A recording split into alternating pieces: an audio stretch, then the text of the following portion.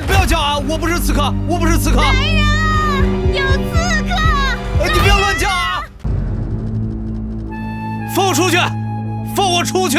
我真的是被冤枉的，是那个老太监，他给我安排的住处。我真的不知道那个是贵妃娘娘的寝宫。不管你是真不知道还是假不知道，侵犯了贵妃娘娘，你就必须死。走！不讲道理啊！你们放我出去！放我出去！别喊啦！别喊啦！阎王叫你3更死，不会留你到5更。你为什么要害我？都死到临头了，你还不知道得罪了谁？你打通了荔枝道，截掉了多少运输之经费？这是断了大人的财路吗？大人？哪个大人？哦，我知道，是不是国舅？你怎么知道的？你们的所作所为，以及他最后的结局，早就写在史书上。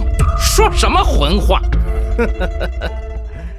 他贿赂公行，专断误国，最后被乱刀砍死，遗臭万年，他都自身难保，何况你这个狗太监，能有什么好下场？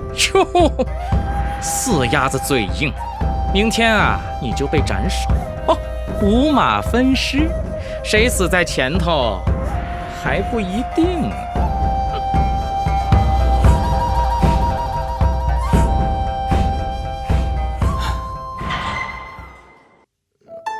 你怎么在这？我不是在做梦吧？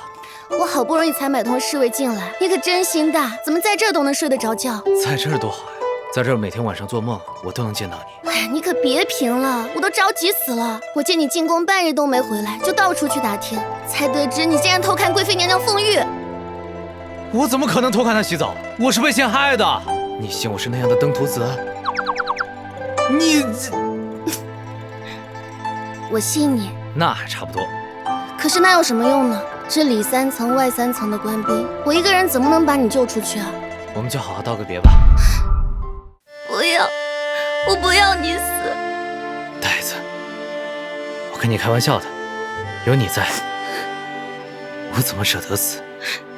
放心，我不会让你一个人死的。要死，我们2个人一起死。傻瓜，我跟你说过，我不会轻易下线的。过来，你去按我说的做。